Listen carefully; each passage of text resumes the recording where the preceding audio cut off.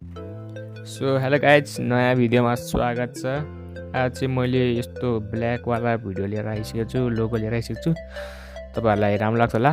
अनि like am चाहिँ 20 रहेको छ, त्यसैले लाइक एम पुरा गरिदिनु होला। लाइक 20 भएपछि मात्र नेक्स्ट भिडियो आउँछ। सो अनि त्यही हो, तपाईँलाई राम्रो लाग्छ होला।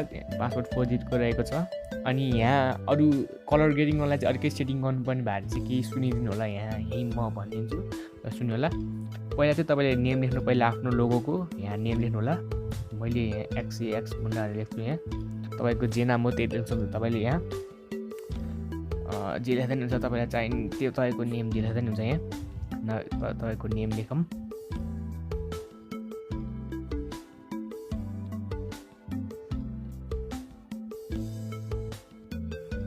नेम लेखेपछि तपाईँले त्यो यहाँ मैले डट देखाउँछु, त्यहीँमा क्लिक गर्नु होला तपाईँले होइन। त्यो माथि त्यो के भन्ने ठाउँमा आइकनमा क्लिक गरेर मैले त्यहाँ गोलो लगाइदिन्छु सर्कल, त्यसमा तपाईँ क्लिक गर्नु होला।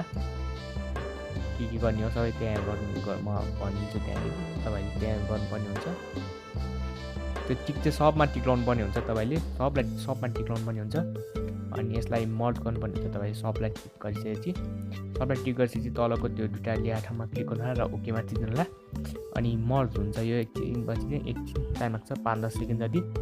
अनि मर्ज हुन्छ। यो मर्ज हुने चाहिँ गाह्रो छैन, यो फेरि एउटै फाइल हुन्छ कि यो फोटो जस्तै एउटै फाइल हुन्छ। अनि यसलाई चाहिँ हामीले यहाँ एमा गएर यता छेउमा गएर यहाँ कलर फिल्टर्समा गएर हामीले गर्नुपर्ने हुन्छ। तपाईँ स्याचुरेसन ब्राइटनेस अलिकति घटाइ गरेर तपाईँले कलर ग्रेडिङ गर्न सक्नुहुन्छ। यत्तिकै भन्दाखेरि यो कलर ग्रेडिङमा चाहिँ अलिकति कलर आउँछ गाइज होइन। मैले हिजो हालेको थिएँ कम्युनिटी पोस्टमा, तपाईँले देखायो होला। त्यसैले तपाईँ कलर ग्रेडिङ गर्न सक्नुहुन्छ त्यसरी नै। वीडियो पसंद आया तो लाइक कर देना और चैनल को भी सब्सक्राइब कर देना। मिलते हैं हम अब अगली नेक्स्ट वीडियो पे, तब तक के लिए